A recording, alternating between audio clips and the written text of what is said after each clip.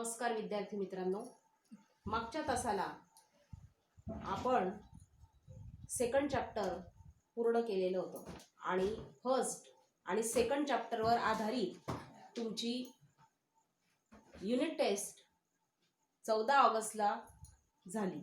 आपण सर्वांनी तो पेपर सोडवला असेलच. तो पेपर सोडवून आपल्याला पालकांसोबत शाळेमध्ये पोहोचवायचं आहे हे सुद्धा आपल्याला माहिती आहे. आजच्या तासाला आपण तिसरं चॅप्टर सुरू करणार आहोत. चॅप्टरचं नाव आहे circle. In this chapter we will learn the important points. First, circle passing through 1, 2 and 3 points. Second, circles touching each other. Third, inscribe angle theorem and intersected arc.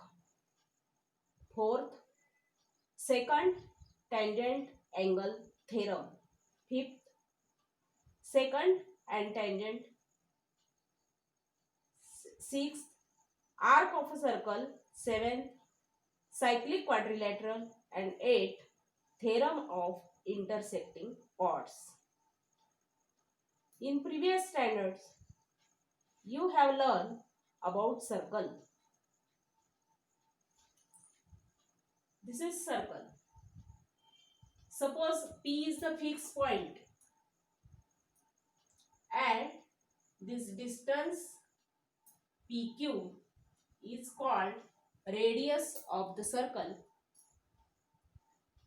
The points on the circle are equidistant from the point P and this equal distance is called radius. P is called center of the circle. PQ is radius of the circle. This SR is diameter of the circle. If we join any two points on the circle, then this AB is called chord of the circle. The points which are inside the circle is called interior of the circle. The points outside the circle are exterior, and the points A, B, R, Q, S are on the circle, so they are not in the interior part and on the exterior part. Also recall the meanings of congruent circles. What do you mean by congruent circles? Congruent circles means the circle having same radius. Suppose these are two circles. This radius AB is equal to radius CD. Then AB, this circle with point center A and this circle with point center C are called congruent circles. म्हणजे हे एकमेकांशी एकरूप आहेत. ते जर एकमेकांवर आपण ठेवले तर ते एकमेकांशी तंतोतंत जुळतात, म्हणून त्यांना आपण म्हणतो कॉन्ग्रुएंट सर्कल. दुसरा मुद्दा लक्षात घ्या, कॉन्सेंट्रिक सर्कल. कॉन्सेंट्रिक सर्कल एकच सेंटर असतं आणि अनेक त्या वेगवेगळ्या रेडियसचे सर्कल्स आपण त्याभोवती काढू शकतो. सपोज या सर्कलची रेडियस PQ, दुसऱ्या सर्कलची रेडियस PR आणि तिसऱ्या सर्कलची रेडियस PS. म्हणजे एकच सेंटर असेल, centre is same but radii are different, then these type of circles are called concentric circles. तिसरा मुद्दा आहे intersecting circles.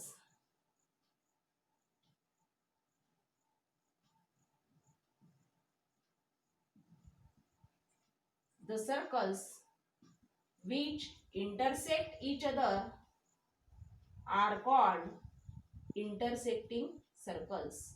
Suppose these are two circles, these are their centers, then the circle with center A and the circle with center B touch each other at points P and Q.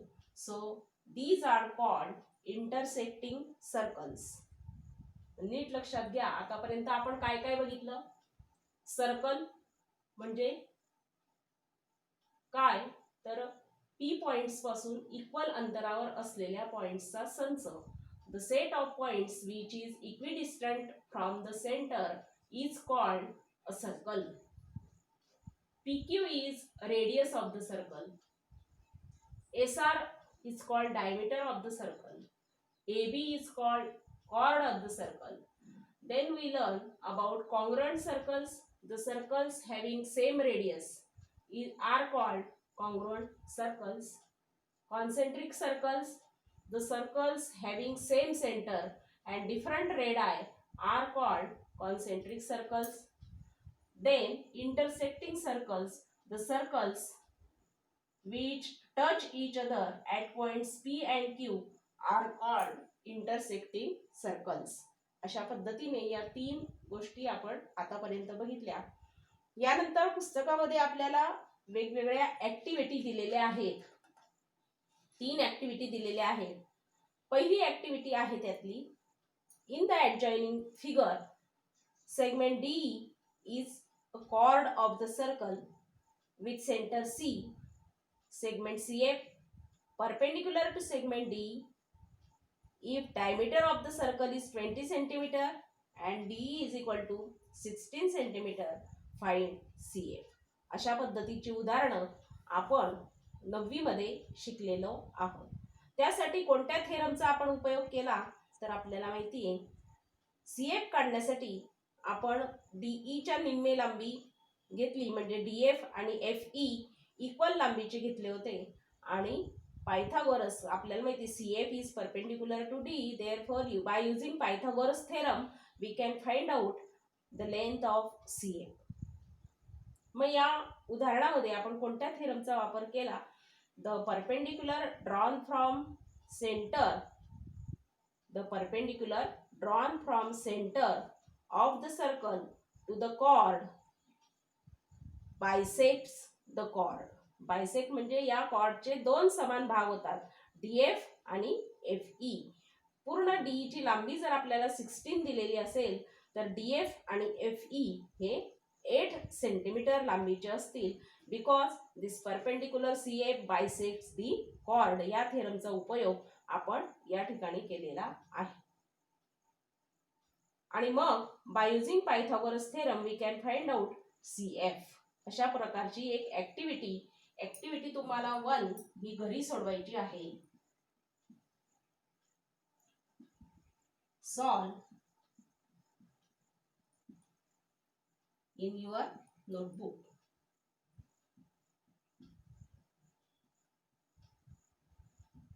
कशाचा वापर करायचा आहे या ठिकाणी तर 3 theorem आपल्याला या ठिकाणी वापरायचे. The perpendicular drawn from centre to the chord bisects the chord. नंतर आपल्याला वापरायचं आहे radius of the circle are congruent. CD ची लांबी आणि CE ची लांबी सारखी असेल. आणि तिसरा theorem bye using Pythagoras theorem 2 लांबी तुम्हाला दिलेल्या आहेत, डायमीटर दिलेली आहे, त्याच्यावरून रेडियस त्याच्या निम्मे घेऊन आपण पायथागोरस थेरम वापरून CF ची लांबी काढू शकतो. यानंतर दुसरी ऍक्टिव्हिटी सोडवता येईल तुम्हाला. ही ऍक्टिव्हिटी घरी अगदी सोपी आहे. 9वी मध्ये आपण अशा पद्धतीचे उदाहरणं शिकलेलो आहोत. म्हणून ऍक्टिव्हिटी 1 हा आजच्या तासाचा तुमचा होमवर्क मध्ये तुम्हाला सोडवायच्या. या 3 ऍक्टिव्हिटी ज्या दिलेल्या आहेत ती पहिली ऍक्टिव्हिटी आपण बघितली. आता दुसरी ऍक्टिव्हिटी 2.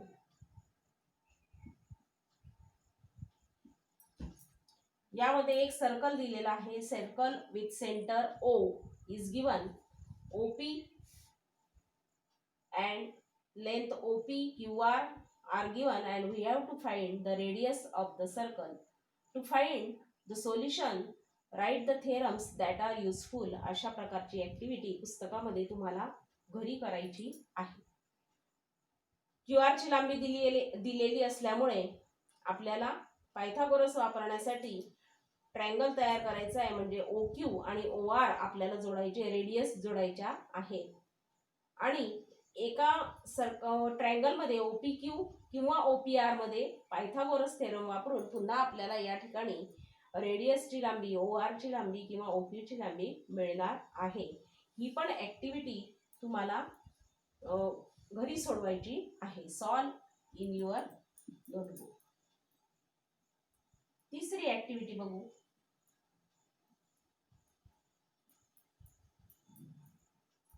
एक्झाम्पल्स दिलेले आहेत, तेच आपल्याला घरी सोडवायचे आहे.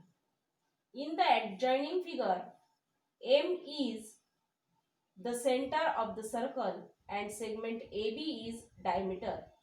MS perpendicular to chord AD, segment MT perpendicular to chord AC, angle DAB congruent to angle CAB, and we have to prove chord AD is congruent to chord AC. ह्या ज्या दोन कॉर्ड दिसतात एडी आणि AC, ते आपल्याला congruent दाखवायचे आहे. थोडक्यात आपल्याला MS आणि MT हे अंतर सारख्या मापाचं आहे हे सिद्ध करायचं आहे.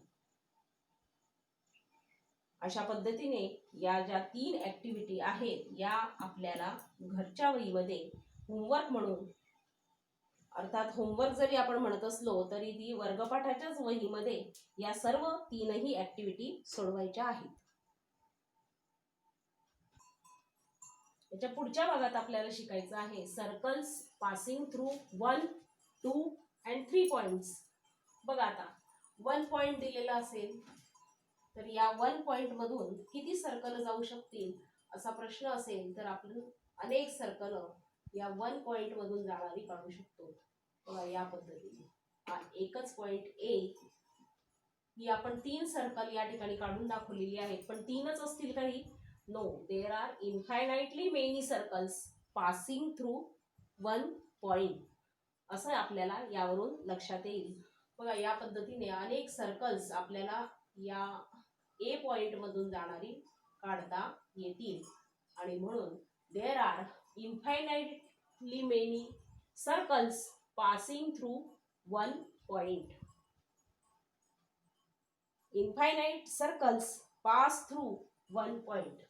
मग लक्षात घ्या, infinite circles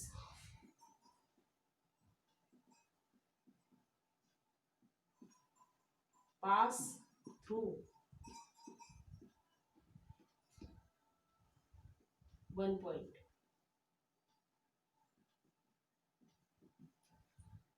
Now consider if there are 2 points A and B. Suppose there is this circle passing through these 2 points A and B. If we join AB and draw perpendicular to AB, then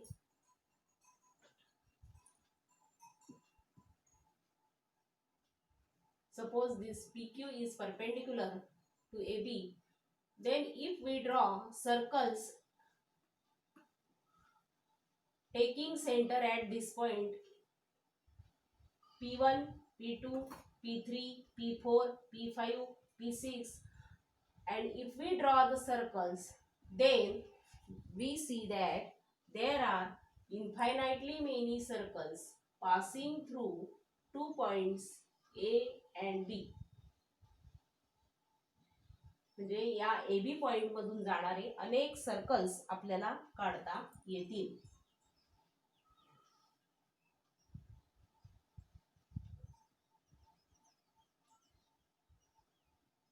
We can draw infinite circles passing through 2 points. So, infinite circles pass through 2 points.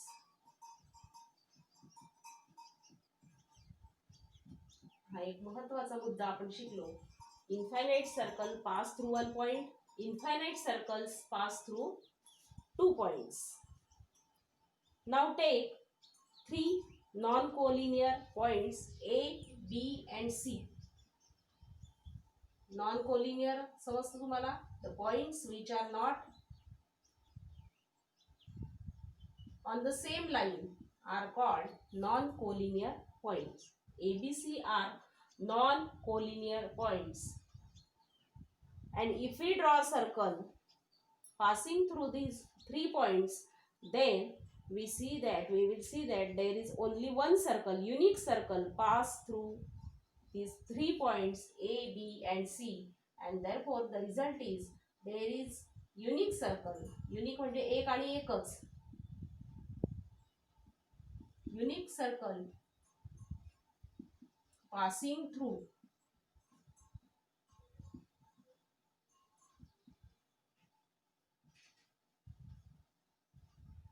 point 3 non-collinear points. 3 non-collinear points. म्हणजे जर 3 नैकरेषीय बिंदू असेल तर त्यातून जाणारं एक आणि एकच सर्कल असतं. Now if you will take 3 points which are collinear, suppose these points A, B and C are collinear, can you draw the circle passing through these 3 points? या तीनही बिंदूतून जाणारं एक तरी सर्कल आपण काढू शकतो का? तर नक्कीच नाही. So we cannot draw any circle passing through 3 collinear points. So this is fourth important point. There is no circle passing through 3 collinear points. मग 3 मुद्दे आपण या भागामध्ये बघितले. पहिला, the circle passing through one point. There are infinite circles passing through one point. There are infinite circles which pass through 2 points. There is unique circle passing through 3 non-collinear points, and no circle can be drawn through these 3 collinear points. एका रेषेत असतील 3 बिंदू तर त्यातून जाणारं एकही circle आपण काढू शकत नाही.